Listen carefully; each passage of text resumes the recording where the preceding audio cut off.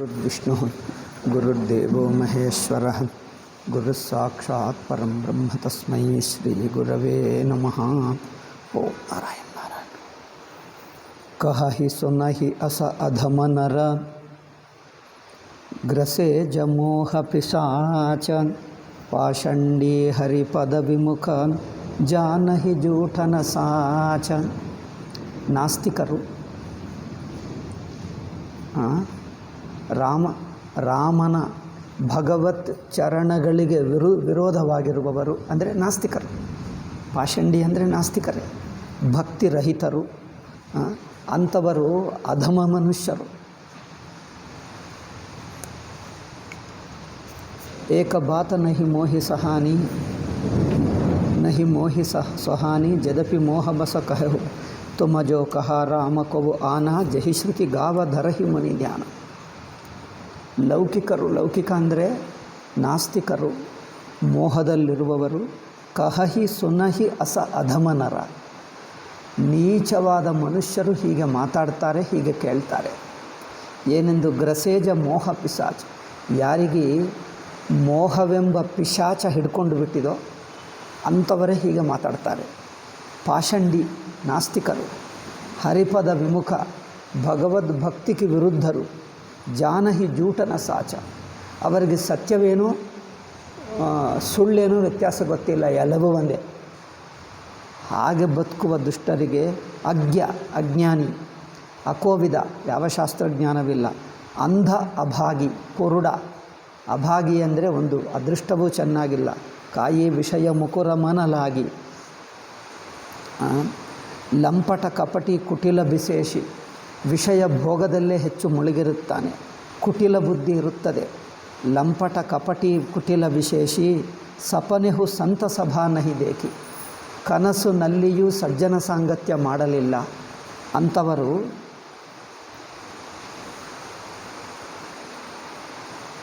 ಅಂಥವರು ಹೀಗೆ ಮಾತಾಡ್ತಾರೆ. ರಾಮಚಂದ್ರನ ಕುರಿತು ಏನೇನೋ ಮಾತಾಡಿಬಿಡ್ತಾರೆ. ಕಹಹಿತೆ ವೇದ ಅಸಮ್ಮತ ಬಾನಿ, ವೇದಕ್ಕೆ ಸಜ್ಜನರಿಗೆ ವಿರುದ್ಧವಾದ ಮಾತು ಮಾತಾಡ್ತಾರೆ. ಅಂದರೆ ಸತ್ಸಾಂಗತ್ಯದಿಂದ ಪಡ್ಕೊಂಡಿರುವ ಮಾತು ಮಾತಾಡಲ್ಲ. ವೇದದಿಂದ ಕಲಿತುಕೊಂಡಿರುವ ಮಾತುಗಳು ಮಾತಾಡಲ್ಲ. ಜಿನಕ್ಕೆ ಸೂಜ ಲಾಭ ನಹಿ ಹಾನಿ, ಯಾರಿಗೆ ಲಾಭವೇನೋ ನಷ್ಟವೇನೋ ವ್ಯತ್ಯಾಸ ಗೊತ್ತಿಲ್ಲ, ಏನಾದರೂ ಮಾತಾಡಿಬಿಡ್ತಾರೆ. ಅಂಥವರು ಅಂದರೆ ಅಧಿಕಾರಿ ಯಾರು ಎಂದು ಹೇಳಿ ಯಾರಲ್ಲ ಎಂದು ಹೇಳ್ತಾ ಇದ್ದಾರೆ ಅಲ್ಲವೇ?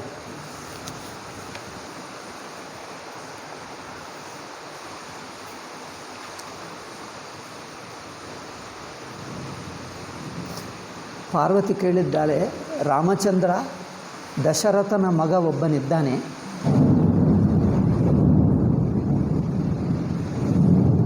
ಬಿಟ್ಟು ಕಾಡಿಗೆ ಹೋದ, ಪತ್ನಿ ಅಪಹರಣವಾಯಿತು ಎಂದು ಅಳುತ್ತಾ ಇದ್ದ. ಕೋಪ ಬಂದರೆ ರಾವಣನನ್ನು ಸಂಹಾರ ಮಾಡಿದ. ಇವನೇನ ಭಗವಂತ ರಾಮ ಅಂದರೆ ಅಥವಾ ಬೇರೆ ಇದ್ದಾರ? ಈ ಪ್ರಶ್ನೆ ಕೇಳಿ ಶಿವ ಹೇಳ್ತಾನೆ, ನೋಡಿ ಪಾರ್ವತಿ, ನೀವು ಭಕ್ತಳೆ, ಮಾಡ್ಕೊಳ್ತೀನಿ, ಗೊತ್ತಿದೆ. ಈ ಪ್ರಶ್ನೆ ಮಾತ್ರ ಚೆನ್ನಾಗಿಲ್ಲ. ನಿಮಗೆ ಈ ಪ್ರಶ್ನೆ ಯಾರು ಹೇಳಿಕೊಟ್ಟರು? ಇದೆಲ್ಲ ನಾಸ್ತಿಕರು, ದುಷ್ಟರು, ಪಿಶಾಚರು, ಪಾಪಾತ್ಮರು ಮಾಡುವ ಪ್ರಶ್ನೆ. ಅವರ ಪ್ರಶ್ನವನ್ನು ಅವರಿಂದ ಕೇಳಿರಬಹುದು, ಅದಕ್ಕೋಸ್ಕರ ಇಂಥ ಪ್ರಶ್ನೆ ಮಾಡ್ತಾ ಇದ್ದೀವಿ. ನೋಡಿ, ಏಕಬಾತ ನಹಿ ಮೋಹಿ ಸುಹಾನಿ ಜದಪಿ ಮೋಹ ಬಸ ಕಹೆವು ಭವಾನಿ. ನೀವು ಹೇಳಿದ ಒಂದು ಮಾತು ನನಗಿಷ್ಟವಾಗಲಿಲ್ಲ. ಏನೆಂದು ಕೇಳಿದ್ದೀವಿ? ರಾಮ ಅಂದರೆ ತುಮಜೋ ಕಹ ರಾಮಕೋವು ಆನ ಜಹಿಶ್ರುತಿ ಗಾವ ದರಹಿ ಮುನಿ ಧ್ಯಾನ. ನೀವು ರಾಮ ಹೇಳ್ತೀರಿ, ನೀವು ನಿರಂತರವಾಗಿ ನಾಮಸ್ಮರಣ ಮಾಡ್ತೀರಿ, ಶಾಸ್ತ್ರದಲ್ಲಿ ಹೇಳಿದೆ ಹೇಳ್ತೀರಿ. ಆ ರಾಮನು ಶಾಸ್ತ್ರದಲ್ಲಿ ಹೇಳಿರುವವನು, ನೀವು ನಿರಂತರವಾಗಿ ಸ್ಮರಣ ಮಾಡುತ್ತಿರುವ ರಾಮಚಂದ್ರ ಪರಮಾತ್ಮ ಅಂದರೆ ಇವನೇನಾ? ಈಗ ಅಳುತ್ತಾ ಇರುತ್ತಾನ, ಇದೇನಾ ಎಂದು ನೀವು ಪ್ರಶ್ನೆ ಮಾಡಿದೆಯಲ್ಲ, ಈ ಪ್ರಶ್ನೆ ಮಾತ್ರ ಸರಿಯಾಗಿಲ್ಲ. ನಿನ್ನೆ ಹೇಳಿದೆ ನಾನು, ಪಾರ್ವತಿಗೆ ಗೊತ್ತಿಲ್ಲ ಎಂದಲ್ಲ, ಲೌಕಿಕರು ಇಂಥ ಪ್ರಶ್ನೆ ಮಾಡ್ತಾರೆ ಎಂದು ಲೌಕಿಕರ ಕಡೆಯಿಂದ ಈ ಪ್ರಶ್ನೆ ಮಾಡಿ ಶಿವನ ಬಾಯಿದಿಂದ ಅದಕ್ಕೆ ಉತ್ತರ ಹೇಳಿಸ್ತಾ ಇದ್ದಾರೆ. ಕೆಲವೊಮ್ಮೆ ಪ್ರಶ್ನೆ ನಮ್ಮದಲ್ಲದಿದ್ದರೂ ಅಲ್ಲಿ 10 ಜನರಿದ್ದರೆ ಇವರಲ್ಲಿ ಸಂದೇಹವಿರಬಹುದು, ಇರುತ್ತದೆ, ಇವರಿಗೆ ಗೊತ್ತಾಗಲಿ ಎಂದು ಒಬ್ಬನು ಪ್ರಶ್ನೆ ಮಾಡ್ತಾರೆ. ಆ ಪ್ರಶ್ನೆ ತನ್ನದಲ್ಲ, ಇನ್ನೊಬ್ಬರಿಗೋಸ್ಕರ. ಅವರು ಹೀಗೆ ತಿಳ್ಕೊಳ್ತಾರೆ. ಅದರಿಂದ ಹೀಗೆ ರಾಮಚಂದ್ರನನ್ನು ಸಾಮಾನ್ಯ ಮನುಷ್ಯ ಎಂದು ನೋಡುವವರು ಯಾರು? ನಾಸ್ತಿಕರು, ಕಪಟಿ, ವಿಷಯ ಭೋಗ ಲಂಪಟರು, ಕುಟಿಲ ಬುದ್ಧಿ, ಕನಸಿನಲ್ಲಿಯೂ ಸತ್ಸಾಂಗತ್ಯ ಮಾಡದೇ ಇರುವವರು, ದುಷ್ಟರ ಬುದ್ಧಿಯವರಿಗೆ ಇಂಥ ಪ್ರಶ್ನೆ ಬರುತ್ತದೆ. ಕಹಹಿತೆ ವೇದ ಅಸಮ್ಮತ ಬಾಣಿ. ಅವರು ಏನು ಮಾತಾಡ್ತಾರೆ? ವೇದದಲ್ಲಿ ಇಲ್ಲದ, ಅಂದರೆ ವೇದ ವಿರುದ್ಧ, ಸತ್ಸಾಂಗತ್ಯಕ್ಕೆ ವಿರುದ್ಧ ಮಾತು ಮಾತಾಡ್ತಾರೆ. ಜನಕ್ಕೆ ಸೂಜ ಲಾಭ ನಹಿ ಹಾನಿ. ನೀವು ರಾಮಚಂದ್ರನನ್ನು ಸಾಮಾನ್ಯ ಮನುಷ್ಯ ಹೇಳಿಬಿಟ್ಟರೆ ನಿನಗೇನು ಸಿಕ್ಕಿತಪ್ಪ? ಆಯಿತು, ರಾಮನ ಸಾಮಾನ್ಯ ಮನುಷ್ಯ, ನಿಮಗೇನು ಸಿಕ್ಕಿತು? ಜನ್ಮ ಧನ್ಯವಾಯಿತಾ? ಮತ್ತು ಏನದು? ನಿಮಗೆ ಲಾಭ ನಷ್ಟ ಏನಿಲ್ಲ, ಮಾತಾಡುವುದೇನದು? ಜನಕ್ಕೆ ಸೂಜ ಲಾಭ ನಹಿ ಹಾನಿ. ಮುಕುರ ಮಲಿನ ಅರು ನಯನ ಬಿಹೀನ. ನೋಡುವ ಕನ್ನಡಿಯೇನೋ ಎಲ್ಲ ಧೂಳು ಸೇರಿಕೊಂಡಿದೆ, ಕಣ್ಣೇನೋ ಇಲ್ಲವೇ ಇಲ್ಲ, ಕುರುಡ. ಇಂಥವನು ಕನ್ನಡ ನೋಡ್ತಾನಂತೆ. ಏನು? ಕನ್ನಡಿ ಮೇಲೆ ಎಲ್ಲ ಧೂಳು ಎಷ್ಟು ಸೇರಿಕೊಂಡಿದೆ ಅಂದರೆ ಸರಿಯಾಗೇ ಕಂಡು ಬರಲ್ಲ. ಇವರು ಕಣ್ಣಿನಲ್ಲಿ ಎಷ್ಟು ದೋಷ ಇದೆ ಅಂದರೆ ಕಣ್ಣು ಕಂಡು ಬರಲ್ಲ. ಅಂಥವರಿವರು. ಮುಕುರ ಮಲಿನ ಅರು ನಯನ ವಿಹೀನ.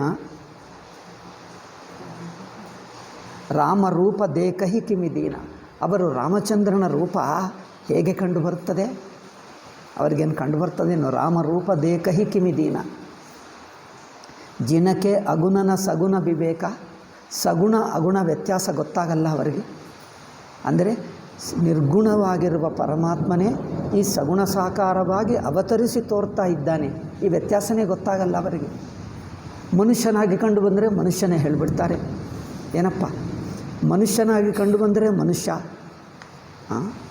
ಒಂದು ಪ್ಲಾಸ್ಟಿಕ್ ಮಾವಿನ ಹಣ್ಣು ಕಂಡು ಬಂದರೆ ಅದು ಮಾವಿನ ಹಣ್ಣೆ, ಅಷ್ಟೇನಾ? ಏಕೆಂದರೆ ಪ್ಲಾಸ್ಟಿಕ್ ವಸ್ತುವು ಮಾವಿನ ಹಣ್ಣದಲ್ಲಿ ಕಂಡು ಬಂದರೆ ಅದು ಮಾವಿನ ಹಣ್ಣೆ. ಅದು ಮಾವಿನ ಹಣ್ಣಲ್ಲ, ಮಾವಿನ ರೂಪದಲ್ಲಿ ತೋರುವ ಪ್ಲಾಸ್ಟಿಕ್ ಅಂದರೆ ಅಲ್ಲ, ಅದು ಮಾವಿನವೇ. ಅಂದರೆ ಏನು ಹೇಳಬಹುದು? ಏನು ಹೇಳಬೇಕಂತವರು ಅದು ಹಾಗಿದ್ದಾರೆ. ರಾಮಚಂದ್ರ ಮನುಷ್ಯನ ರೂಪದಲ್ಲಿ ತೋರಿದ್ದರೆ ಮನುಷ್ಯನಾಗಿಬಿಡ್ತಾನ?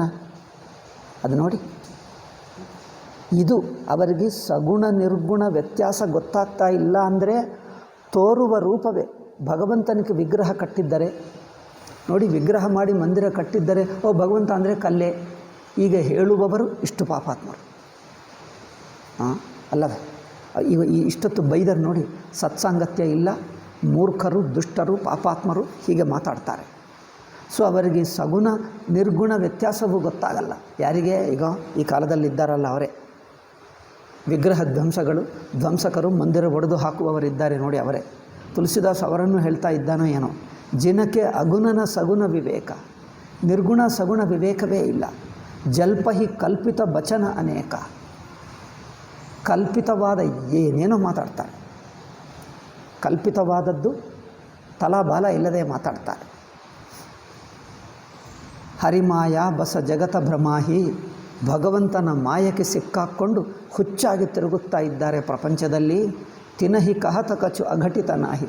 ಅಂಥವರಿಗೆ ಮಾತಾಡುವುದಕ್ಕೆ ಏನು ಮಾತಾಡಬಾರದು ಎಂಬುದೇ ಇಲ್ಲ, ಏನಾದರೂ ಹೇಳಿಬಿಡ್ತಾರೆ. ಅದರಿಂದ ಯಾರಿಗೆ ನಷ್ಟ? ತನಗೆ ನಷ್ಟವಾಗಲಿ, ಆದರೂ ಮಾತಾಡಿಬಿಡ್ತಾರೆ. ತಿನಹಿ ಕಹತ ಕುಚು ಅಘಟಿತನಾಹಿ. ಅವರಿಗೆ ಹೇಳುವುದಕ್ಕೆ ಹೇಳಬಾರದಂಥದ್ದೇ ಇಲ್ಲ. ಅಘಟಿತ ಕಚು ನಾಹಿ. ಅಯೋಗ್ಯವೆನ್ನುವುದೇ ಇಲ್ಲ, ಏನಾದರೂ ಸರಿಯ ಮಾತಾಡೋದು. ಬಾತುಲ ಭೂತ ಬಿಭಸ ಮತವಾರೆ. ಅವರ ಮನಸ್ಸಿನಲ್ಲಿ ಭೂತ ಬಂದು ಕೂತಿದೆ. ಬಿಭಸ ಮತವಾರೆ, ಭೂತವನ್ನು ಹಿಡಿದಿದೆ ಅವರ ಮನಸ್ಸು. ತೇನಹಿ ಬೋಲಹಿ ಬಚನ ವಿಚಾರೆ. ಅವರು ಯೋಚನೆ ಮಾಡಿ ಪ್ರಶ್ನೆ ಮಾಡಲ್ಲ. ಜಿನಕೃತ ಮಹಾಮೋಹ ಮದಪಾನ. ಅವರು ಮಹಾಮೋಹವು ಮದ ಎಂಬ ಸಾರಾಯಿ ಕುಡಿದು ಬಿಟ್ಟರು. ಮದ ಅಂದರೆ ದುರಹಂಕಾರ, ಮೋಹ ಅಂದರೆ ಮೋಹ. ಮಹಾಮೋಹ ಮದ. ಮಹಾಮೋಹವು ಮದ ಎಂಬ ಸಾರಾಯಿ ಕುಡಿದು ಬಿಟ್ಟವರು. ತಿನಕರ ಕಹ ಕರಿವನಹಿ ಕಾಹ. ಕರಿವನಹಿ ಕಾನ. ಅದರಿಂದ ಅಂಥವರು ಆ ಪ್ರಶ್ನೆ ಮಾಡ್ತಾರೆ, ಇದು ರಾಮ ಮನುಷ್ಯನಾಗಿ ಕಂಡು ಬರ್ತಾನಲ್ಲ, ರಾಮ ಹೇಗೆ ಆಗ್ತಾನೆ? ಇಂಥ ಪ್ರಶ್ನೆ ಮಾಡುವವರು ಇಂಥವರೇ ದುಷ್ಟರು. ಅವರ ಮಾತನ್ನು ಕಿವಿಯಲ್ಲಿ ಹಾಕ್ಕೊಳ್ಳಬೇಡ. ನೋಡಿ, ದುಷ್ಟರು ಮಾತಾಡಿದ್ದರೆ ಅವರಿಗೆ ಉತ್ತರ ಕೊಡುವಕ್ಕೆ ಹೇಳ್ತಾರೆ. ಉತ್ತರ ಕೊಡಬೇಡ, ಅವರ ಸ್ವಭಾವನೆ ದುಷ್ಟ. ಸೊ ತಿನಕರ ಕಹ ಕರಿವನಹಿ ಕಾನ, ಅಂಥವರ ಮಾತನ್ನು ಕಿವಿಗೆ ಹಾಕ್ಕೊಳ್ಳಬೇಡ. ತುಳಸಿದಾಸು ಪಾರ್ವತಿ ಕಲ್ಲ ಹೇಳುತ್ತಿದ್ದು ಸಮಾಜಕ್ಕೆ ಹೇಳ್ತಾ ಇದ್ದಾರೆ. ಇಂಥವರು ದುಷ್ಟರೇ. ಕಥಾ ಮೂಲಕ ತುಳಸಿದಾಸು ಅನೇಕ ವಿಷಯಗಳು ಹೇಳಿಬಿಟ್ಟ. ಜನರಿಗೇನು ನೋಡುವಾಗ ಕಥೆ ಹೇಳ್ತಾ ಇದ್ದಾರೆ. ಬುದ್ಧಿವಂತರು ಸ್ವಲ್ಪ ಒಳಹೊಕ್ಕು ನೋಡಿದ್ದರೆ ಆ ಕಾಲದಲ್ಲಿರುವ ಆ ಮುಸಲ್ಮಾನರಿಗೆ ಅವರನ್ನು ದೃಷ್ಟಿಯಲ್ಲಿಟ್ಕೊಂಡು ಹೇಳಿದ್ದರೋ ಏನೋ. ಆ ಕಾಲದಲ್ಲಿ ಮುಸಲ್ಮಾನರಿಗೆ ಈ ಥರವೇ ಮಾತಾಡ್ತಾರೆ. ಅವರಿಗೇನೋ ಭೂತ ಹಿಡಿದಿದೆ ಅವರ ಮನಸ್ಸಿನಲ್ಲಿ, ಹೀಗೆ ಮಾತಾಡ್ತಾರೆ. ಆದ್ದರಿಂದ ಅವರನ್ನು ಕುರಿತು ಹೇಳ್ತಾ ಇದ್ದಾರೋ ಏನೋ. ಅವರ ಕಾಲದಲ್ಲಿ ಹಾಗೇ ಇತ್ತಲ್ಲ, ಬಾಬರ್ ಕಾಲನೇ ತುಳಸಿದಾಸ್ ಇದ್ದದ್ದು. ಜಿನಕೃತ ಮಹಾಮೋಹ ಮದಪಾನ ತಿನಕರ ಕಹ ಕರಿವನಹಿ ಕಾನ, ಅಂಥವರ ಮಾತನ್ನು ನೀವು ಕಿವಿಯಲ್ಲೇ ಹಾಕ್ಕೊಳ್ಳಬೇಡ. ಮೂರ್ಖನು, ಅವರಿಗೇನು ಮಾತಾಡೋದು, ಅವ್ರಿಗೆ ಏನು ಮಾತಾಡೋಕ್ಕೆ ಬರ್ತದೆ, ಅವರ ಮಾತಿಗೆ ಬೆಲೆ ಕೊಡಬೇಕಾ, ಕೇಳಬೇಡ. ಅಸನ್ನಿಜ ಹೃದಯ ವಿಚಾರಿ, ಇದು ಇಷ್ಟೊತ್ತು ನಾನು ಹೇಳಿದ್ದೆ. ಅವರು ಮೂರ್ಖರು ದುಷ್ಟರು ಎಂದವರ ಮಾತಕ್ಕೆ ಬೆಲೆ ಕೊಡಬಾರದು. ಅವರಿಗೆ ಏನೂ ಗೊತ್ತಿಲ್ಲ, ಸತ್ಸಾಂಗತ್ಯವಿಲ್ಲ, ಏನಿಲ್ಲ, ಅವರಲ್ಲಿ ಭೂತ ಹಿಡ್ಕೊಂಡು ಬಿಟ್ಟಿದೆ. ಅವರೆಲ್ಲ ಅತ್ಯಂತ ಪಾಪಾತ್ಮರು, ಕುಟಿಲ ಜನರು, ಕಪಟ ಜನರು, ಕುಟಿಲ ಜನರು. ಆದ್ದರಿಂದ ಅಸನ್ನಿಜ ಹೃದಯ ವಿಚಾರಿ, ಇದನ್ನು ನಿಮ್ಮ ಮನಸ್ಸಿನಲ್ಲಿ ಚೆನ್ನಾಗಿ ತಿಳ್ಕೊಂಡು ಯೋಚನೆ ಮಾಡಿ ತಜು ಸಂಶಯ ಭಜು ರಾಮಪದ. ಅದರಿಂದ ಇವರ ಮಾತುಗಳನ್ನು ಬಿಟ್ಟು ರಾಮಚಂದ್ರನ ಚರಣಗಳನ್ನು ಭಕ್ತಿಯಿಂದ ಸ್ಮರಣ ಮಾಡ್ಕೋ. ಸುನು ಗಿರಿರಾಜಕುಮಾರಿ, ಅದರಿಂದ ಗಿರಿರಾಜಕುಮಾರಿ ಪಾರ್ವತಿ ನಾನು ಹೇಳ್ತಾ ಇದ್ದೀನಿ. ಭ್ರಮತಮ ರಬಿಕರ ವಚನ ಮಮ, ಭ್ರಮವೆಂಬ ಕತ್ತಲೆಗೆ ನನ್ನ ಮಾತು ಸೂರ್ಯನ ಬೆಳಕಂಥದ್ದು. ನಾನು ಹೇಳುವ ಮಾತು ಸೂರ್ಯನ ಬೆಳಕು ಸಮಾನ. ಯಾರಿಗೆ? ಭ್ರಮ ಎಂಬ ಕತ್ತಲೆಗೆ. ಆ ಕಾಲದಲ್ಲಿ ಅಂಥವರೇ ಇದ್ದಾರೆ. ಕುತರ್ಕ ಮಾಡಿ ರಾಮನನ್ನು ಆಕ್ಷೇಪ ಮಾಡುವುದು ಆ ಕಾಲದಲ್ಲಿ ಇದ್ದಾರೆ. ಆ ಕಾಲದಲ್ಲಿಯೂ ಅದೇ ಬುದ್ಧಿ ಈಗ ಇದ್ದಾರಲ್ಲ ಮುಸಲ್ಮಾನರವರೇ. ಅದರಿಂದ ಅವರನ್ನು ದೃಷ್ಟಿಯಲ್ಲಿ ಹೇಳಿಕೊಂಡಿರಬಹುದು. ಇದರ ಮೇಲೆ ದೊಡ್ಡ ವ್ಯಾಖ್ಯಾನ ಇದೆ. ಆ ಪುಸ್ತಕ ನನ್ನ ಕಂಡು ಬರ್ತಾ ಇಲ್ಲ, ಅದು ಎಲ್ಲ ಹೋಯ್ತು ಅನಿಸುತ್ತದೆ. ಅದಕ್ಕೆ ಮತ್ತೆ ಎಲ್ಲಿ ನೋಡಬೇಕು, ಎಲ್ಲಿ ಸಿಗ್ತದೆ ಹುಡುಕಬೇಕು, ಮತ್ತು ತರಿಸಾದರಬೇಕು. ಅದರ ಮೇಲೆ ಅನೇಕ ವ್ಯಾಖ್ಯಾನಗಳಿವೆ, 5 10 ವ್ಯಾಖ್ಯಾನಗಳು. ಅಲ್ಲಿ ಎಲ್ಲಾದರೂ ಈ ಮಾತು ಹೇಳಿದ್ದಾರಾ, ಈ ಮಾತು ಯಾರ ಕುರಿತು ಹೇಳ್ತಾ ಇದ್ದಾರೆ ಗೊತ್ತಾಗ್ತದೆ. ಅವರು ಹೇಳಿಬಿಟ್ರೆ ಎಲ್ಲ ವ್ಯಾಖ್ಯಾನಕಾರ. ಸಗುನಹಿ ಅಗುನಹಿ ನಹಿ ಕಚು ಭೇದ ಗಾವಹಿ ಮುನಿ ಪುರಾಣ ಬುಧ ಭೇದ. ಈಗ ಉಪದೇಶ ಮಾಡ್ತಾ ಇದ್ದೀನಿ ನೋಡಿ. ಈ ಸಗುಣ ನಿರ್ಗುಣ ಎಂದು ವ್ಯತ್ಯಾಸ ನೋಡಬೇಡಿ. ಸಗುಣ ನಿರ್ಗುಣ ಹೇಗಾಗ್ತಾನೆ? ಪರಮಾತ್ಮ ಎಲ್ಲ ಕಡೆ ಇದ್ದರೆ ಮನುಷ್ಯ ಹೇಗಾಗ್ತಾನೆ? ಮನುಷ್ಯ ಆಗಿದ್ದರೆ ಪರಮಾತ್ಮ ಆಗಲ್ಲವಾ? ಸರ್ವವ್ಯಾಪಕ ಅಲ್ಲೇ ಇರಬೇಕಾ, ಇಲ್ಲಿಗೆ ಬರಬಾರದಾ? ಪರಮಾತ್ಮ ವೈಕುಂಠದಲ್ಲಿದ್ದರೆ ವೈಕುಂಠನ ಬರ್ತಾನೆ, ಇಲ್ಲಿಗೆ ಬಂದರೆ ಪರಮಾತ್ಮನೇ ಆಗಲ್ಲ. ಏನಪ್ಪ, ದಿಲ್ಲಿಯಲ್ಲಿರುವ ಪ್ರಧಾನಮಂತ್ರಿ ದಿಲ್ಲಿ ಬಿಟ್ಟು ಬೇರೆ ಊರಿಗೆ ಹೋದರೆ ಪ್ರಧಾನಮಂತ್ರಿ ಆಗಲ್ಲ. ಏಕೆ? ದಿಲ್ಲಿಯಲ್ಲೇ ಆಗುತ್ತಾನೆ ಅಲ್ಲವೇ? ಹಾಗೆ ಈ ಮಾತುಕ ಅರ್ಥ ಇದೆ. ನಿರ್ಗುಣ ಅಂದರೆ ಅಲ್ಲೇ ಇರ್ತಾನೆ, ಇಲ್ಲಿಗೆ ಬರಲ್ಲ. ಇಲ್ಲಿಗೆ ಬಂದರೆ ಅವರು ಪರಮಾತ್ಮ ಆಗಲ್ಲ. ಇದೆಲ್ಲ ಮುಸಲ್ಮಾನರ ಬುದ್ಧಿ. ಆದ್ದರಿಂದ ಅವರಿಗೆ ಸಗುಣ ನಿರ್ಗುಣ ಅಂದರೆ ಸ್ವಯಂ ನಿರ್ಗುಣವಾಗಿದ್ದರೂ ಗುಣಗಳನ್ನು ತಾಳಿ ಪಂಚಭೂತ ರೂಪ ಪ್ರಪಂಚವಾಗಿ ತೋರ್ತಾನೆ. ಸೂರ್ಯ, ಚಂದ್ರ, ನಕ್ಷತ್ರ ಇದೆಲ್ಲ ಇಷ್ಟೆಲ್ಲ ತೋರ್ತಾನೆ. ಅಷ್ಟೇ ಅಲ್ಲದೆ ಒಂದು ಮನುಷ್ಯ ರೂಪವೂ ತಾಳಿ ಬರುತ್ತಾನೆ, ಸಗುಣ ರೂಪವೂ ತಾರ್ತಾನೆ. ಸಗುಣ ರೂಪವಾಗಿ ತೋರುತ್ತಿದ್ದರೂ ನಿರ್ಗುಣ ಬಿಡಲ್ಲ, ಅದು ಕಲಿಯತಕ್ಕದ್ದು. ಸಗುಣವಾಗಿ ತೋರುತ್ತಿದ್ದರೂ ನಿರ್ಗುಣ ಬಿಡಲ್ಲ. ನಿರ್ಗುಣ ಬಿಡಲ್ಲ ಅಂದರೆ ಸಗುಣ ಆಗುವುದಿಲ್ಲ, ಅದಲ್ಲ ವ್ಯತ್ಯಾಸ ನೋಡಿ. ನಿರ್ಗುಣವಾಗಿದ್ದರೆ ಸಗುಣ ಆಗುವುದಿಲ್ಲ, ಸಗುಣ ಆಗುವುದಿದ್ದರೆ ನಿರ್ಗುಣವೇ ಅಲ್ಲ. ಎರಡೂ ತಪ್ಪೇ. ಅದು ತುಳಸಿದಾಸು ವಿವೇಕ ಉಪನಿಷತ್ತಿನಲ್ಲಿ ಶಂಕರ ಭಾಷ್ಯದಲ್ಲಿದ್ದಂತೆ ಹೇಳ್ತಾನೆ. ಸಗುಣ ಹಿ ಅಗುಣ ಹಿ ಕಚ್ಚು ಭೇದ. ನಿರ್ಗುಣ ಸಗುಣ ಭೇದ ಅಲ್ಲ, ನಿರ್ಗುಣವೇ ಸಗುಣವಾಗಿ ತೋರ್ತಾನೆ.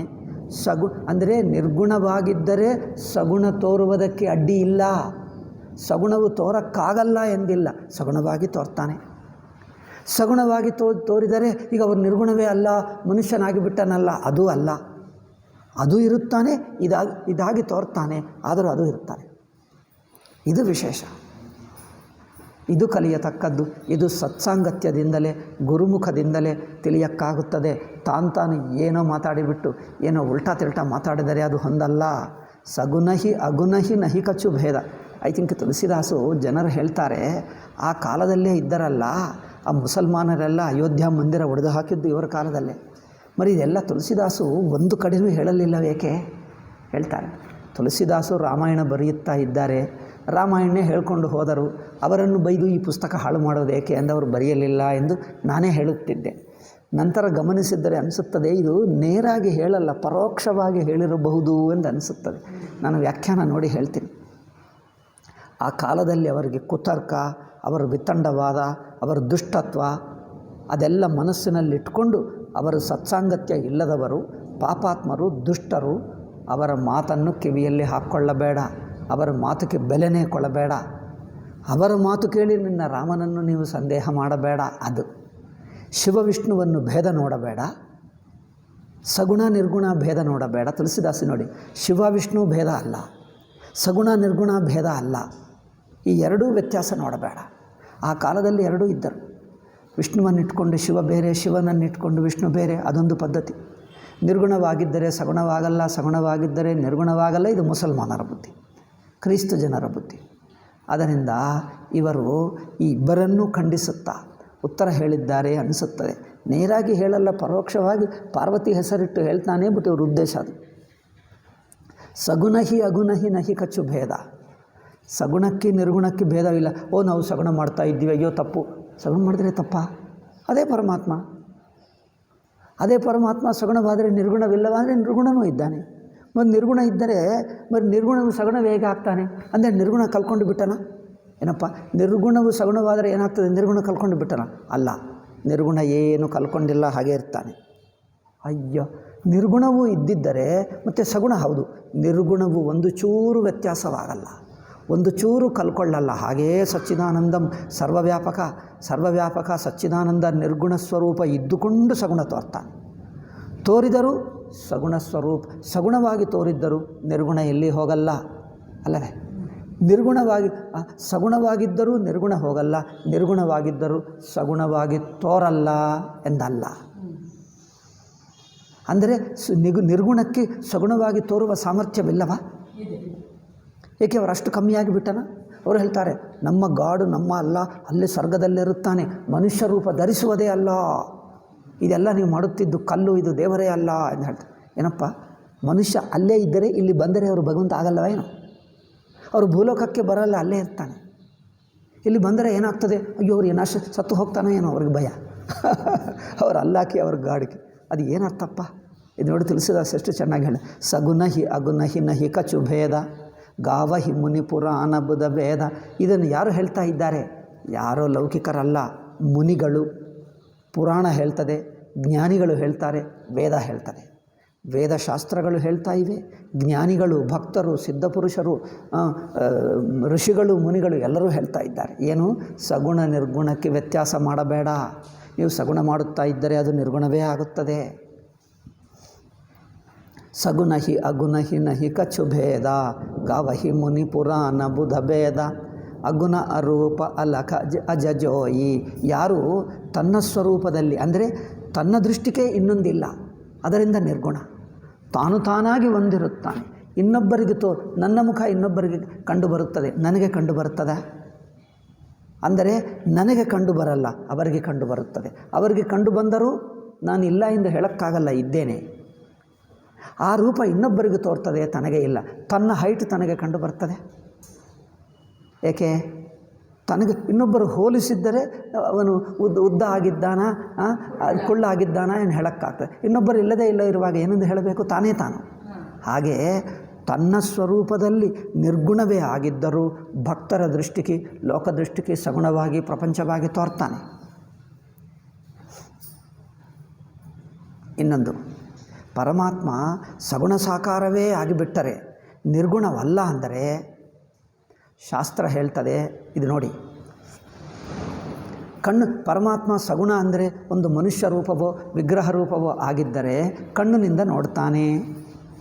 ಕಣ್ಣಿನಿಂದ ನೋಡ್ತಾನೆ. ನಮ್ಮ ಹಾಗೆ ಭಗವಂತನು ಮನುಷ್ಯ ರೂಪ ಧರಿಸಿಕೊಂಡರೆ, ಸಗುಣ ಸಾಕಾರವಾಗಿ ಬಿಟ್ಟರೆ ಕಣ್ಣಿನಿಂದಲೇ ನೋಡ್ತಾನೆ. ಹಿಂದೆ ಯಾರಾದರೂ ಬಂದರೆ ಕಂಡೇ ಬರಲ್ಲ ಅಲ್ಲವೇ? ಹಿಂದೆ ಯಾರಾದರೂ ಇದ್ದರೆ ಕಂಡೇ ಬರಲ್ಲ. మరి ಪರಮಾತ್ಮ ಪರಿಮಿತವಾಗಿ ಬಿಡಲ್ಲವಾ? ಏಕೆಂದರೆ ಕಣ್ಣು ಹೀಗೆ ಇರುತ್ತದೆ. ಅಂದರೆ ಎದುರಾಗಿದ್ದರೆ ಕಂಡು ಬರ್ತದೆ, ಹಿಂದೆ ಇದ್ದರೆ ಕಂಡು ಬರಲ್ಲ, ಹೋಯ್ತಲ್ಲ. ನಾವು ಹಾಗಲ್ಲ, ಅವರು ಎಲ್ಲಿಯಾದರೂ ನೋಡ್ತಾನೆ ಹಿಂದೆ ಮುಂದೆ. మరి ಒಂದೇ ಕಡೆ ಕಣ್ಣು ಹೇಗಿರುತ್ತದೆ ಅವರಿಗೆ? ಹಿಂದೆ ನೋಡ್ತಾನೆ, ಮುಂದೆ ನೋಡ್ತಾನೆ, ಏನು ಈ ಎಡಗಡೆ ನೋಡ್ತಾನೆ, ಬಲಗಡೆ ನೋಡ್ತಾನೆ, ಎಲ್ಲ ಮೇಲೆ ನೋಡ್ತಾನೆ, ಕೆಳಗೆ ನೋಡ್ತಾನೆ. మరి ಕಣ್ಣೆಲ್ಲಿರುತ್ತದೆ ಅವ್ರದ್ದು ಹೇಳು? ಕಣ್ಣು ಎಲ್ಲಿರುತ್ತದೆ? ಎಲ್ಲ ಕಡೆ ಇದ್ದರೆ ಮತ್ತೆ ಕಣ್ಣಿಲ್ಲ ಎಂದಾಯಿತು ಅಲ್ಲ. మరి ಕೈಯಿಂದ ಹಿಡ್ಕೊಳ್ಳಬೇಕಂದ್ರೆ ಮುಂದಿಂದ ಹಿಡ್ಕೊಳ್ತಾನೆ, ಹಿಂದಿಂದ ಹಿಡ್ಕೊಳ್ತಾನೆ. మరి ಅವರ ಕೈಯಲ್ಲಿದೆ? ನಾವು ಎಲ್ಲ ಕಡೆ ಹಿಡ್ಕೊಳ್ತೀವಿ. ಎಲ್ಲ ಕಡೆ ಇದ್ದರೆ మరి ಒಂದು ಕಡೆ ಕೈ ಇಲ್ಲ. ಸರ್ವವ್ಯಾಪಕವಾದರೆ ಒಂದು ಕಡೆ ಕೈ ಇಲ್ಲ.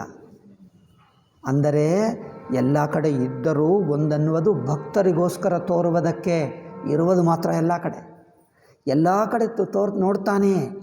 ನೋಡುವಾಗ ಭಕ್ತರಿಗೋಸ್ಕರ ಕಣ್ಣು ಒಂದು ಕಡೆ ಇದ್ದಂತೆ, ಇಲ್ಲೇ ಇದ್ದಂತೆ ಇವರಿಗೆ ತೋರಿಸ್ತಾನೆ. ಹಾಗೆ ಅವತಾರ ರೂಪವಾಗಿ ತಾನು ಮಾತ್ರ ತನ್ನ ಕಣ್ಣು ಎಲ್ಲ ಕಡೆ ಇರುತ್ತದೆ, ತನ್ನ ಕೈಕಾಲು ಎಲ್ಲ ಕಡೆ ಇರುತ್ತದೆ. ಅದರಿಂದ ತನ್ನ ಕಡೆಯಿಂದ ನಿರ್ಗುಣ ಸರ್ವವ್ಯಾಪಕ, ಭಕ್ತರಿಗೆ ತೋರುವಾಗ ಒಂದು ರೂಪವಾಗಿ ತೋರ್ತಾನೆ. ಆದ್ದರಿಂದ ಭಕ್ತರಿಗೆ ಒಂದು ಕಡೆ ತೋರುವಾಗ ಸರ್ವವ್ಯಾಪಕ ಬಿಡಲ್ಲ, ಎಲ್ಲ ಕಡೆ ಇದ್ದುಕೊಂಡೇ ಒಂದು ಕಡೆ ತೋರ್ತಾನೆ. ಇಂದು ತೋರಿದ್ದರೂ ತಾನು ಮಾತ್ರ ಎಲ್ಲ ಕಡೆಯೇ ಇರುತ್ತಾನೆ, ಸರ್ವವ್ಯಾಪಕ. ಎಲ್ಲಿ ನೋಡಿದ್ದರೂ ಪ್ರತಿಯೊಂದು ಅಣುವಿನಲ್ಲಿ ಸರ್ವವ್ಯಾಪಕತ್ವ ಬಿಡುವುದೇ ಇಲ್ಲ, ಅಲ್ಲಿಯೂ ಇರ್ತಾನೆ. ಅದರಿಂದ ಅಗುಣ ಅರೂಪ ಅಲಕ ಅಜಜೋಯಿ, ಜನ್ಮರಹಿತ. ಅಗುಣ ಅಂದರೆ ನಿರ್ಗುಣ ಆಗಿದ್ದಾನೆ, ಅರೂಪ ರೂಪ ಇಲ್ಲ, ಲಕ್ಷಣವಿಲ್ಲ. ಹೀಗೆ ಎಂದು ಹೇಳೋಕ್ಕಾಗಲ್ಲ. ಹೀಗೆ ಅಂದರೆ ತಲೆ ಹೀಗಿರುತ್ತದೆ, ಕಣ್ಣು ಹೀಗಿರುತ್ತದೆ, ಓಕೆ. ಕಾಲಿನಿಂದ ನಡೆಯುತ್ತಾನೆ ಅಂದರೆ ಕೂತಿರುವಾಗ ಏನು ಮಾಡ್ತಾನೆ? ನಡೆಯೋಕ್ಕಾಗಲ್ಲ. ನಮಗೆ ಕೂತಿರುವಾಗ ನಡೆಯೋಕ್ಕಾಗ್ತದೆ? ನಾವು ಎದ್ದಿರುವಾಗಲೇ ನಡೆಯುತ್ತೀವಿ, ಕಾಲಿನಿಂದಲೇ ನಡೆಯುತ್ತೀವಿ. ಕೈಯಿಂದ ನಡೆಯುತ್ತೀರೇನು? ತಲೆಯಿಂದ ನಡೆಯುತ್ತೀರಾ ಅಥವಾ ಬೆನ್ನಿನಿಂದ ನಡೆಯುತ್ತೀರಾ? ಅಂದರೆ ನಡೆಯುವುದಕ್ಕೆ ಒಂದೇ ಸಾಧನ, ಒಂದೇ ಸಲಕರಣ, ಇನ್ನೊಂದು ನಡೆಯೋಕ್ಕೆ. ಬಟ್ ಪರಮಾತ್ಮ ಎಲ್ಲ ಕಡೆ ನಡೆಯುತ್ತಾನೆ. ಯಾವುದೇ ತಲೆಯಿಂದ ತಲೆ ಕಾಲು ಕಣ್ಣು ಎಂದು ವ್ಯತ್ಯಾಸವಿಲ್ಲ. ಅಂದರೆ ಪ್ರತಿಯೊಂದು ಶರೀರದ ಅವಯವದಿಂದ ಪ್ರತಿಯೊಂದು ಕೆಲಸ ಮಾಡ್ತಾನೆ. ಅಂದರೆ ಪರಮಾತ್ಮ ಶರೀರ ಹೇಗಿರುತ್ತದೆ ಅಂದರೆ ಎಲ್ಲ ಶರೀರದಿಂದ ನೋಡ್ತಾನೆ, ಎಲ್ಲ ಶರೀರದಿಂದ ಹಿಡ್ಕೊಳ್ತಾನೆ, ಎಲ್ಲ ಶರೀರದಿಂದ ನಡೆಯುತ್ತಾನೆ. ಅಂದರೆ ಶರೀರವೆಲ್ಲಿದೆ? ಹೇಗಿದೆ? ಶರೀರವಿಲ್ಲದ ನಿರ್ಗುಣವೇ ಆಗ್ತಾನ ಅಲ್ಲವಾ? ನಿರ್ಗುಣವಾಗಿ ಬಿಡ್ತಾನೆ. ಅಂದರೆ ತನ್ನ ಸ್ವರೂಪಕ್ಕೆ ನಿರ್ಗುಣ. ಅದರಿಂದ ಎಲ್ಲ ಕಡೆಯಿಂದ ನೋಡ್ತಾನೆ, ಎಲ್ಲ ಕಡೆಯಿಂದ ಹಿಡಿಯುತ್ತಾನೆ, ಎಲ್ಲ ಕಡೆಯಿಂದ ನಡೆಯುತ್ತಾನೆ. ಅಂದರೆ ತನಗೆ ಒಂದು ಶರೀರ, ಒಂದು ಅವಯವ, ಒಂದು ಕಾಲು, ಒಂದು ಕೈ, ಇಷ್ಟೇ ಕಾಲು, ಇಷ್ಟೇ ಕೈ, ಇಷ್ಟೇ ಕಣ್ಣು ಎಂದು ವ್ಯತ್ಯಾಸವಿಲ್ಲ. ಎಲ್ಲ ನೋಡ್ತಾನೆ, ಎಲ್ಲ ವ್ಯಾಪಿಸ್ತಾನೆ, ಎಲ್ಲ ಇರುತ್ತದೆ. ಅಂದರೆ ತನ್ನ ದೃಷ್ಟಿಯ ನಿರ್ಗುಣ, ಭಕ್ತರ ದೃಷ್ಟಿಗೆ ಸಗುಣ. ಅದು ಮೊದಲೇ ಹೇಳಿದ್ದೀನಲ್ಲ, ತುಳಸಿದಾಸ್ ಸ್ವಲ್ಪ ವೇದಾಂತನೂ ಇದೆ ಎಂದು. ಆಗಾಗ ಮಧ್ಯೆ ಹೇಳ್ತಾನೆ, ಹೆಚ್ಚು ಹೇಳಲ್ಲ. ಮತ್ತು ಕೊನೆಗೆ ಉತ್ತರಾಖಂಡದಲ್ಲಿ ಚೆನ್ನಾಗಿ ಹೇಳ್ತಾನೆ, ಸ್ವಲ್ಪ ಹೇಳ್ತಾನೆ. ಆದ್ದರಿಂದ ಅಗುಣ ಅರೂಪ ಅಲಕ ಅಜಜೋಯಿ, ಜನ್ಮರಹಿತ.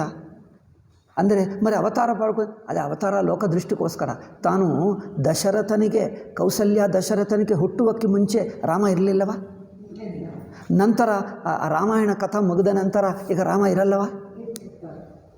ಈಗಲೂ ಇದ್ದಾನೆ, ಹಿಂದೆನೂ ಇದ್ದ, ಎಂದಿಗೂ ಇದ್ದಾನೆ. ಅದರಿಂದ ಜನ್ಮರಹಿತ. ನಿಮ್ಮ ದೃಷ್ಟಿಗೆ ಲೋಕದೃಷ್ಟಿಯ ಒಂದು ರೂಪದಲ್ಲಿ ತೋರಿದ, ಅದಕ್ಕಿಂತ ಮುಂಚೆನೇ ಇದ್ದ. ಮುಂಚೆ ಇದ್ದವನು ಅಲ್ಲಿ ತೋರ್ತಾನೆ. ನಿಮಗೆ ತೋರುವುದು ನಿಲ್ಲಿಸಿದ್ದರೂ ತಾನು ಅಲ್ಲೇ ಇರ್ತಾನೆ, ಎಲ್ಲ ಕಡೆ ಇರ್ತಾನೆ, ಎಂದಿಗೂ ಇರುತ್ತಾನೆ. ಈಗಲೂ ಇದ್ದಾನೆ. ಬೇಕೆನ್ನುವರೆಗೆ ಎಷ್ಟೋ ಜನರಿಗೆ ದರ್ಶನ ಈಗಲೂ ಕೊಡ್ತಾನೆ ಇದ್ದಾನೆ, ಈಗಲೂ ಕೊಡ್ತಾನೆ. ಎಷ್ಟೋ ಜನರಿಗೆ ಇದ್ದಾರಲ್ಲ, ಗೊಂದಾವಳಿ ಮಹಾರಾಜರವರೆಲ್ಲರೂ ಎಷ್ಟೋ ರಾಮಚಂದ್ರನ ದರ್ಶನವೇ ಆಯಿತು ಅವರಿಗೆ. ಈಗಲೂ ಇದ್ದಾರೆ ಎಷ್ಟೋ ಜನರು. ಅಗುಣ ಅರೂಪ ಅಲಕ ಅಜಜೋಯಿ, ಭಗತ ಪ್ರೇಮ ಬಸ ಸಗುಣ ಸಹೋಯಿ.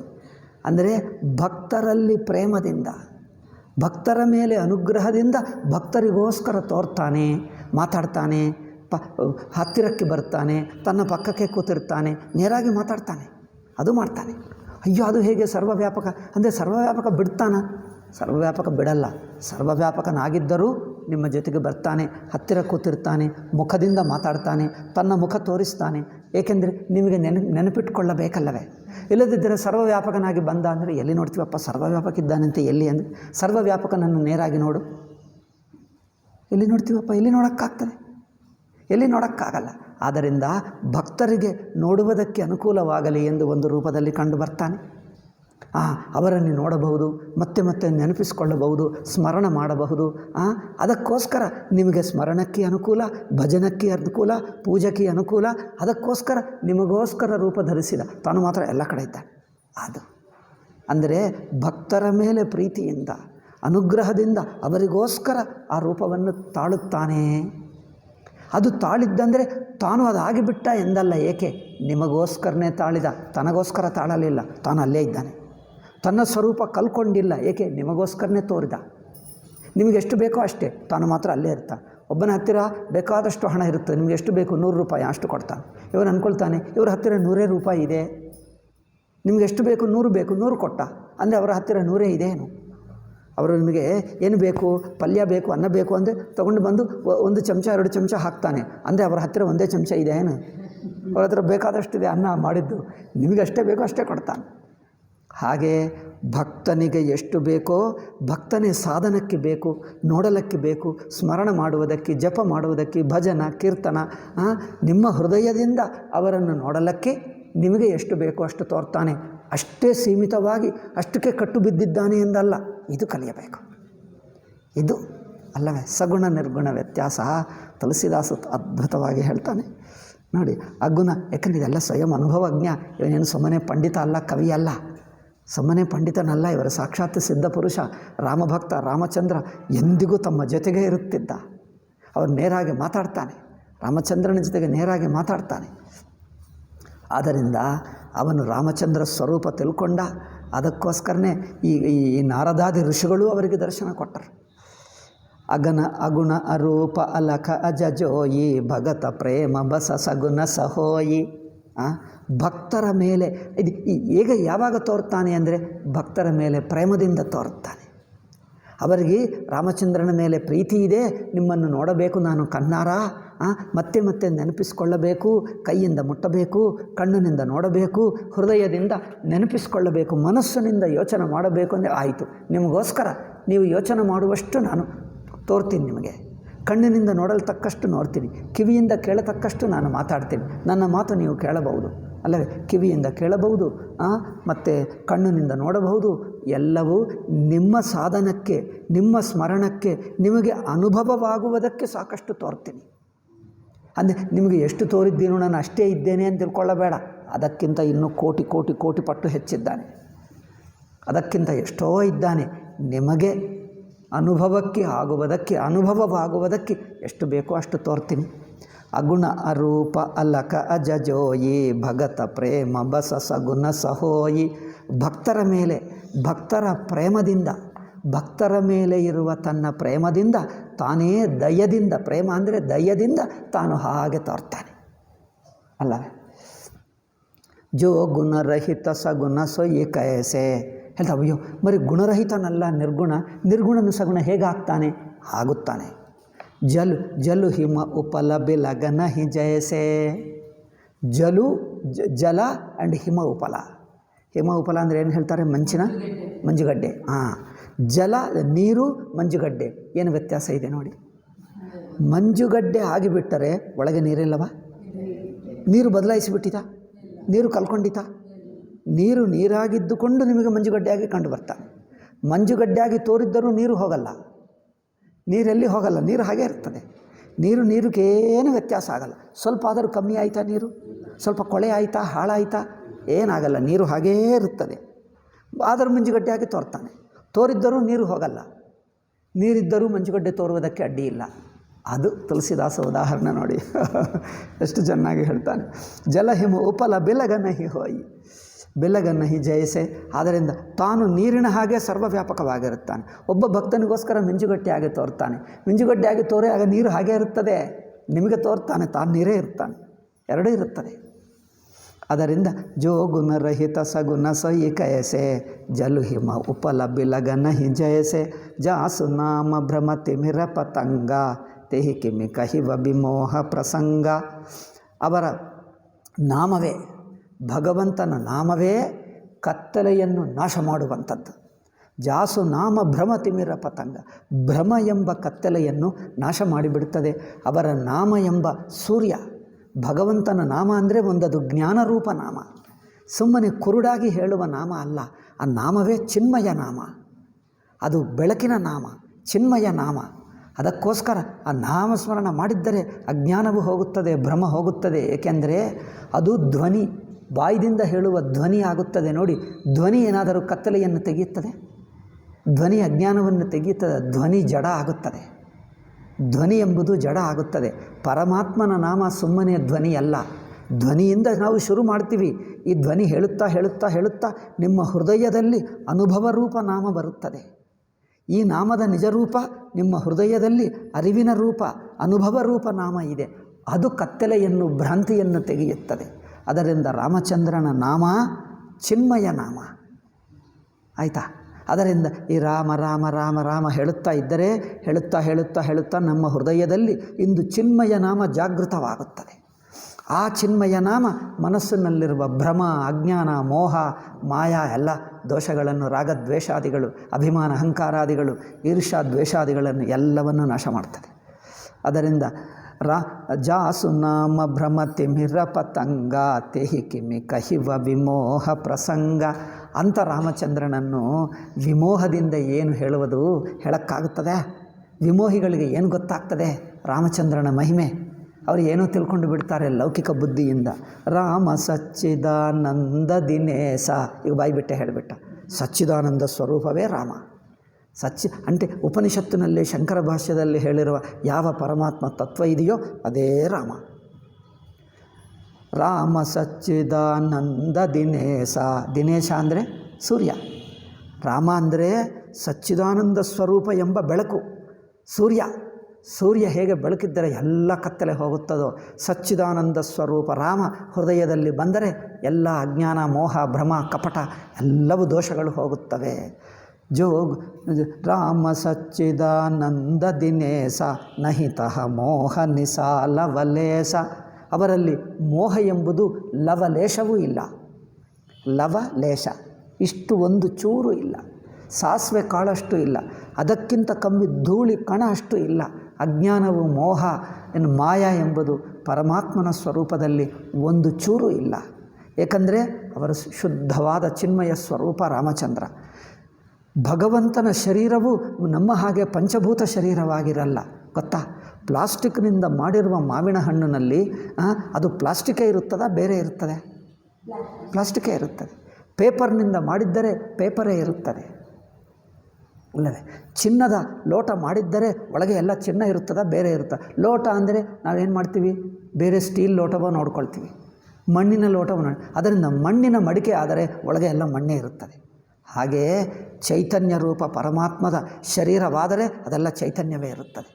ಅದು ಜಡರೂಪ, ನಮ್ಮ ಹಾಗೆ ಪಂಚಭೂತದಿಂದ ನಿರ್ಮಿತವಾಗಿರುವ ಶರೀರ ಅಲ್ಲ.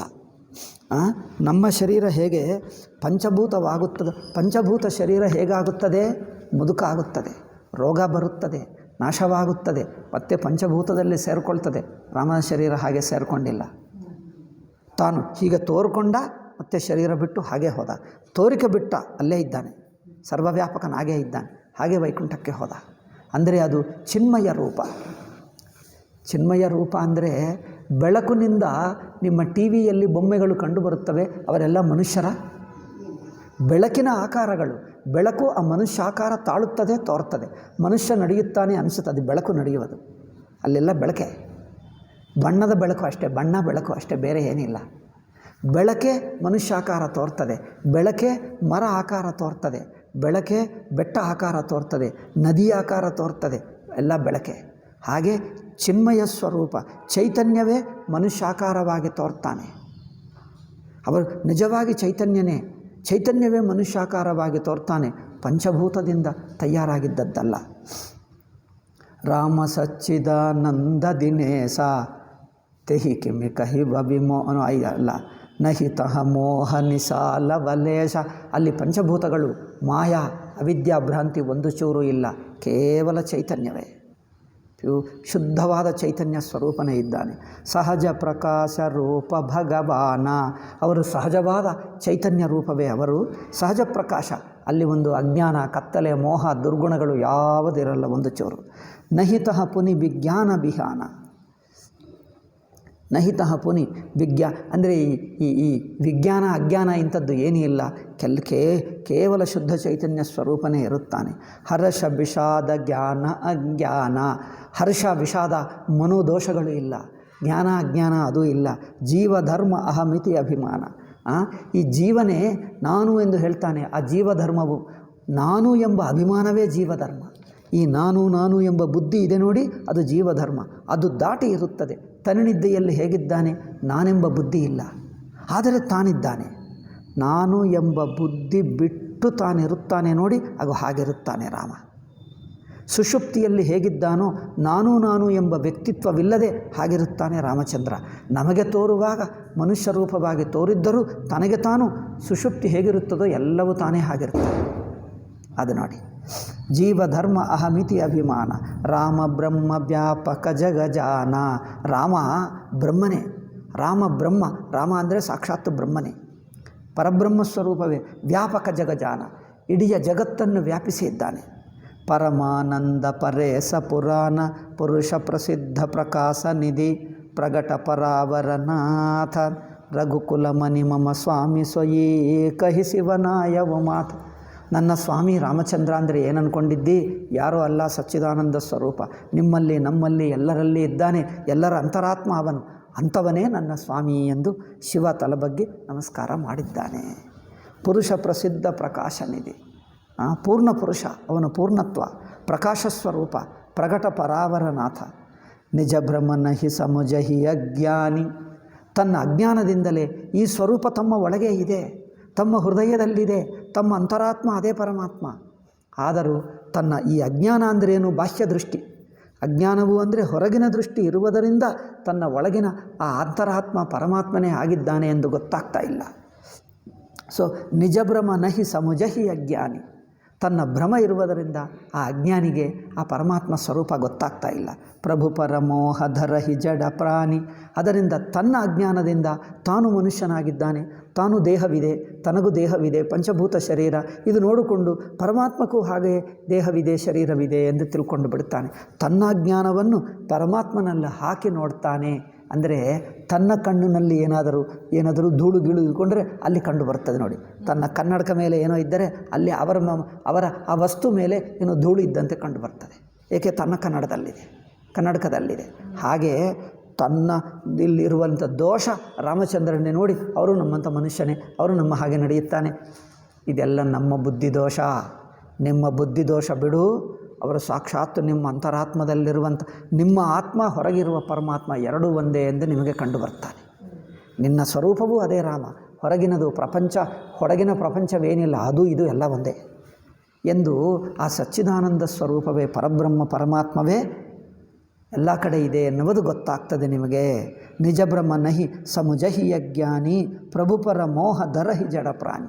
ಈ ಅಜ್ಞಾನಿ ಆಗಿರುವ ಪ್ರಾಣಿಗಳು, ಮನುಷ್ಯರು ಅಜ್ಞಾನದಿಂದ ತನ್ನ ಮೋಹವನ್ನೇ ರಾಮನ ಮೇಲೆ ಹಾಕಿ, ರಾಮನು ಮನುಷ್ಯನೇ ಅಲ್ಲವೇ, ನಮ್ಮ ಹಾಗೆ ಇದೆ ಅಲ್ಲವೇ, ನಮ್ಮ ಹಾಗೆ ಅಜ್ಞಾನಿ, ನಮ್ಮ ಹಾಗೆ ಏನು ಅಪ್ಪ ಹೇಳಿದ ಹೋಗು ಅಂದರೆ ಹೋಗಿಬಿಟ್ಟ, ರಾಜ್ಯವನ್ನು ಕಳ್ಕೊಂಡು ಬಿಟ್ಟ, ಪತ್ನಿಯನ್ನು ಕಳ್ಕೊಂಡರೆ ಅಳುತ್ತಾ ಇದ್ದ, ಮತ್ತು ಅವ್ರಿಗೂ ಕೋಪ ಬಂತು, ರಾವಣನನ್ನು ಸಂಹಾರ ಮಾಡಿದ. ಜಿಂಕೆ ಕಂಡು ಬಂದರೆ ಮೋಹಗೊಂಡ ಅಲ್ಲವೇ, ನಮ್ಮ ಹಾಗೆ ಜಿಂಕೆ ನೋಡಿದರೆ ಮೋಹಗೊಂಡ, ಜಿಂಕೆನನ್ನು ಹಿಂಬಾಲಿಸುತ್ತಾ ಹೋದ, ಕೊನೆಗೂ ಜಿಂಕ ಮೋಸ ಮಾಡಿತು, ಅಯ್ಯೋ ಮೋಸ ಆಯಿತೆಂದು ವಾಪಸ್ ಇದಾ ನಮ್ಮನ್ನು ಮನುಷ್ಯ ಹಾಗೆ ನೋಡ್ತಾರೆ. ಅದಲ್ಲ, ಪ್ರಭು ಪರ ಮೋಹಧರ ಹಿ ಜಡ ಪ್ರಾಣಿ. ರಾಮಚಂದ್ರನಲ್ಲಿ ನಮ್ಮಲ್ಲಿರುವ ಮೋಹ, ನಮ್ಮಲ್ಲಿರುವ ತಪ್ಪು ತಿಳುವಳಿಕೆ, ನಮ್ಮಲ್ಲಿರುವ ಜೀವಬುದ್ಧಿಯನ್ನೇ ಅವರೂ ನಮ್ಮಂಥ ಜೀವರೇ ಎಂದು ಊಹಿಸಿಕೊಂಡಿದ್ದೇವೆ, ಅದು ತಪ್ಪು. ನಮ್ಮ ಜೀವಬುದ್ಧಿಯನ್ನು ಅಲ್ಲಿ ಊಹಿಸಿಕೊಂಡರೆ ಅಜ್ಞಾನವೇ ಭಯಂಕರ ಸಂಸಾರ. ನಿಮ್ಮ ಜೀವಬುದ್ಧಿ ಬಿಟ್ಟು ನೋಡು ಅವರು ಹೇಗೆ ಪರಮಾತ್ಮನೋ, ಆ ಪರಮಾತ್ಮ ನಿನ್ನ ಸ್ವರೂಪವೂ ಅದೇ ಎಂದು ನಿಮಗೆ ಗೊತ್ತಾಗ್ತದೆ. ಜಥಾ ಗಗನ ಘನ ಪಟಲ ನಿಹಾರಿ ಝಾಪೆವು ಭಾನು ಕಹಿ ಕುಬಿಚಾರಿ. ಜಥಾ ಗಗನ ಘನ ಪಟಲ ನಿಹಾರಿ, ಆಕಾಶದಲ್ಲಿ ಮೋಡ ಇದ್ದರೆ ಗಗನ ಅಂದರೆ ಆಕಾಶ, ಘನಪಟಲ ಮೋಡದ ಏನು ಹೇಳ್ತೀವಿ, ಪಟಲ ಅಂದರೆ ಒಂದು ಲೇಯರ್ ಅಂದರೆ ಪದರ ಹೇಳ್ತಾರೆ. ಅಂದೇ ಅದೇನು ಹೇಳ್ತಾರಪ್ಪ, ಘನಪಟಲ, ಮೋಡದ ಪದರ. ಆಕಾಶದಲ್ಲಿ ಮೋಡದ ಪದರ ಇದ್ದರೆ ಘನಪಟಲ ನೋಡಿ ಏನು ಅಂದ್ಕೊಳ್ತಾನೆ, ಸೂರ್ಯ ಈ ಮೋಡಕ್ಕೆ ಹಿಂದೆ ಇದ್ದಾನೆ, ಮೋಡ ಸೂರ್ಯನನ್ನು ಮುಚ್ಚಿದೆ ಎಂದು ಅನಿಸುತ್ತದೆ. ಏನಪ್ಪ, ಸೂರ್ಯನನ್ನು ಮೋಡ ಮುಚ್ಚಬಲ್ಲನ? ಮೋಡ ಎಲ್ಲಿ ಇಷ್ಟಿದೆ, ಸೂರ್ಯ ಎಷ್ಟಿದ್ದಾನೆ, ಭೂಮಿಗಿಂತ ದೊಡ್ಡವನು. ಸೂರ್ಯನನ್ನು ಮೋಡ ಮುಚ್ಚಬಹುದಾ? ನಮ್ಮ ಕನ್ನಡಕದಲ್ಲಿ ಧೂಳಿದ್ದರೆ ಅವರ ಮೇಲೆ ಧೂಳಿದೆ ಎಂದಂತೆ ಅಲ್ಲಿ ಇರುತ್ತದೆ. ಧೂಳು ಎಲ್ಲಿ, ಇಲ್ಲಿರುವ ಧೂಳು ಅಲ್ಲೆಲ್ಲಿ. ನಮ್ಮ ಕಣ್ಣು ಮೇಲೆ ಧೂಳಿದ್ದರೆ ಚಂದ್ರನ ಮೇಲೆ ಧೂಳು ಕಂಡು ಬಂದರೆ ಅಯ್ಯೋ ಚಂದ್ರನ ಮೇಲೆ ಧೂಳಿದೆ ಎಂದು ಹೇಳ್ತೀವ? ಇಲ್ಲಿ ಧೂಳು ಎಲ್ಲಿ, ಆ ಚಂದ್ರ ಎಲ್ಲಿ? ಹಾಗೆ ಮೋಡವನ್ನು ನೋಡಿ, ಮೋಡದಿಂದ ಸೂರ್ಯ ಮುಚ್ಚಲ್ಪಟ್ಟಿದ್ದಾನೆ ಎಂದು ನಮಗೆ ಅನಿಸುತ್ತದೆ ನೋಡಿ, ಅದು ಭ್ರಮ. ಜತಾ ಗಗನ ಘನ ಪಟಲ ನಿಹಾರಿ ಜಾಪ್ಯವು ಭಾನು ಕಹಿಕು ವಿಚಾರಿ. ಅದರಿಂದ ಸೂರ್ಯನು ಮುಚ್ಚಿ ಹೋಗಿದ್ದಾನೆ ಎಂದು ಅಜ್ಞಾನಿ ಜೀವ ತಿಳ್ಕೊಳ್ತಾನೆ. ಕುವಿಚಾರಿ, ವಿಚಾರವಿಲ್ಲ, ತತ್ವ ವಿಚಾರವಿಲ್ಲ, ಗುರುಮುಖದಿಂದ ಕಲಿಯಲಿಲ್ಲ ವೇದಾಂತ, ತತ್ವ ವಿಚಾರ ಮಾಡಲಿಲ್ಲ. ಈ ಮೋಡ ಮುಚ್ಚಿದ್ದರೆ ಸೂರ್ಯನು ಮುಚ್ಚಿ ಹೋಗಿದ್ದಾನೆ ಎಂದಂತೆ ನಮ್ಮ ಮನೋದೋಷದಿಂದ ನಮ್ಮ ಸ್ವರೂಪವಾಗಿರುವ ಸಚ್ಚಿದಾನಂದ ಬ್ರಹ್ಮ ಮುಚ್ಚಿ ಹೋಗಿದೆ, ಇಲ್ಲ ಅನಿಸುತ್ತದೆ. ಚಿತ್ತವಜಲೋಚನ ಅಂಗುಲಿಲಾಯೇ ಪ್ರಗಟ ಜುಗಲ ಸಸಿತೆಹಿಕೆ ಬಾಯೆ. ಚಿತ್ತವಜಲೋಚನ ಅಂಗುಲಿಲಾಯೇ. ಚಂದ್ರನನ್ನು ನೋಡುವಾಗ ಈ ಬೆರಳನ್ನು ಇಲ್ಲಿ ಇಟ್ಟು ಒತ್ತಿದ್ದರೆ ಕಣ್ಣಿಗೆ 2 ಚಂದ್ರಗಳು ಕಂಡು ಬರ್ತವೆ ಅಲ್ಲವೇ? ಚಿತ್ತವಜಲೋಚನ ಅಂಗುಲಿಲಾಯೇ ಪ್ರಗಟ ಜುಗಲ ಶಶಿ ಜುಗಲ, ಶಶಿ 2 ಕಂಡು ಬರ್ತಾನೆ. ಯುಗಳ ಅಂದರೆ 2. ಜುಗಲ ಶಶಿ 2 ಚಂದ್ರಗಳು ಕಂಡು ಬರ್ತದೆ. ಪ್ರಗಟ ಜುಗಲ ಶಶಿ ತೆಹಿಕೆ ಬಾಯೆ. ಆ 2 ಕಂಡು ಬರ್ತದೆ, ಅದೇ ನಿಜ ಅಂದ್ಕೊಂಡು ಬಿಡ್ತಾರಲ್ಲ, ಅದು ಹಾಗೆ ಇರ್ತದೆ ಅಜ್ಞಾನಿ ಬುದ್ಧಿ. ನಿಮ್ಮ ಕಣ್ಣಿನ ದೋಷದಿಂದ 2 ಚಂದ್ರ ಆಯಿತೇ ಹೊರತು ಚಂದ್ರನಿಗೆ 2 ಇದ್ದಾನ? ಚಂದ್ರನು ತಾನು ಹೇಗಿದ್ದಾನೋ ಹಾಗೇ ಇದ್ದಾನೆ.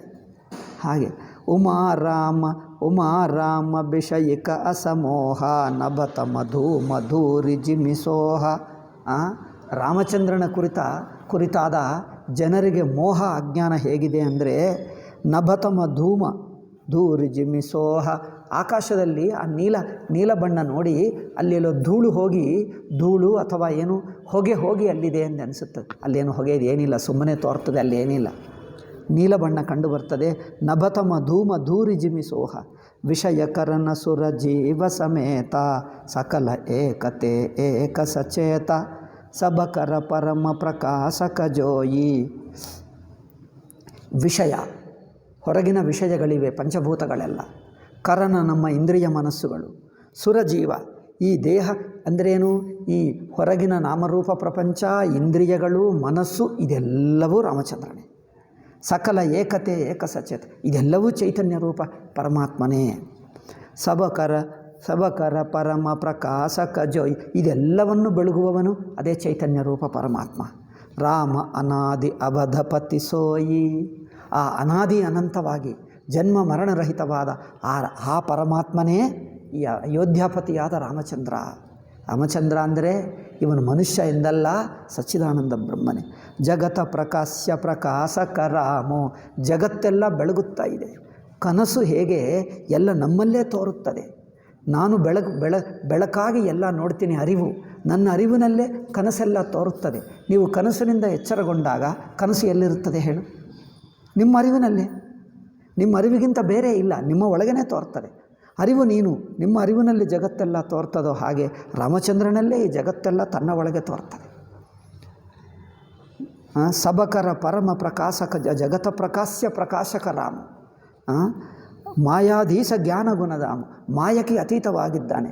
ಪಂಚಭೂತಗಳಿಗೆ, ಮಾಯಕ್ಕೆ ಅಜ್ಞಾನಕ್ಕೆ ಅತೀತವಾಗಿ ನಾಮರೂಪಗಳನ್ನು ದಾಟಿ ಇರುವಂಥ ಜ್ಞಾನಗುಣ ಅಂದರೆ ಜ್ಞಾನಸ್ವರೂಪವೇ ಪರಮಾತ್ಮ. ಜಾಸು ಸತ್ಯತಾ ತೇ ಜಡಮಾಯ ಭಾಸ ಸತ್ಯ ಇವ ಮೋಹ ಸಹಾಯ. ಹೇಗೆ ಹಗ್ಗನ ಆಧಾರದಿಂದಲೇ ಹಾವಿದೆ ಅನಿಸುತ್ತದೆ, ಹಾವುಕ್ಕೆ ಇರುವಿಕೆ ಇದೆಯಾ? ಹಾವುಕ್ಕೆ ಇರುವಿಕೆ ಇಲ್ಲ. ಹಗ್ಗವನ್ನು ಹಿಡ್ಕೊಂಡೇ ತಾನಿದ್ದಾನೆ ಎಂದು ತೋರ್ತದೆ. ಈ ಜಗತ್ತು ತಾನು ಇದ್ದಾನೆ ಅನಿಸುತ್ತೆ, ಅದಕ್ಕೇನು ಇರುವಿಕೆ ಇಲ್ಲ. ಆ ಪರಮಾತ್ಮನ ರಾಮಚಂದ್ರನ ಇರುವನ್ನು ಇಟ್ಟುಕೊಂಡೇ ಜಗತ್ತು ತೋರ್ತಾ ಇದೆ. ಇದು ತಾನು ಇದೇ ಅನಿಸುತ್ತದೆ, ನಿಜವಾಗಿಲ್ಲ. ಇದರ ಮೂಲ ಸ್ವರೂಪ ಆ ಪರಮಾತ್ಮ. ಜಾಸು ಸತ್ಯತಾ ಜಡಮಾಯ ತೇ ಜಡಮಾಯ. ಯಾರ ಸತ್ಯ ಪರಮಾತ್ಮನ ಸತ್ಯದಿಂದಲೇ ಈ ಜಡವಾಗಿ ಕಲ್ಪಿತವಾಗಿ ಇಲ್ಲದೇ ಇದ್ದಂತೆ ತೋರುವ ಮಾಯಾರೂಪ ಜಗತ್ತೆಲ್ಲ ತೋರ್ತದೆ ಆ ಪರಮಾತ್ಮನನ್ನು ಆಧಾರವಾಗಿಟ್ಟುಕೊಂಡೆ. ಭಾಸ ಸತ್ಯ ಇವ ಮೋಹ ಸಮಾಯ. ಇದು ಸತ್ಯವಾಗಿದ್ದಂತೆ ನಿಜವಾಗಿ ಜಗತ್ತಲ್ಲಿದ್ದಂತೆ ಗೋಡೆಗಳಿದ್ದಂತೆ ಕನಸಿನಲ್ಲಿ ಅಲ್ಲೆಲ್ಲ ಗೋಡೆಗಳು ಕಟ್ಟಿಟ್ಟರ ನೀವು? మరి ಕನಸಿನಲ್ಲಿ ನೋಡಿದ್ದಾರಲ್ಲ, ಅಲ್ಲಿ ಎಲ್ಲಿವೆ ಅವೆಲ್ಲ ಗೋಡೆಗಳು, ಮರ ಗಿಡಗಳು, ಬೆಟ್ಟ, ನದಿ ಎಲ್ಲ ಇತ್ತಲ್ಲ. ಇದು ಅಷ್ಟೆಲ್ಲ ಅನಿಸುತ್ತದೆ. ಇದೆಲ್ಲವೂ ತನ್ನ ಮನಸ್ಸಿನ ಅರಿವಿನ ಒಳಗೆ ತೋರ್ತದೆ, ಅದು ಏನಿಲ್ಲ ಅದು. ಹಾಗೆ ಭಾಸ ಸತ್ಯ ಇವ ಮೋಹ ಸಹಾಯ. ಇದೆಲ್ಲ ಸತ್ಯವೆಂದಂತೆ ತೋರ್ತದೆ, ಇದೇ ಎಲ್ಲ ಮಾಯ. ರಜತ ಸೀಪ ಮಹುಭಾಸ ಜಿಮಿ.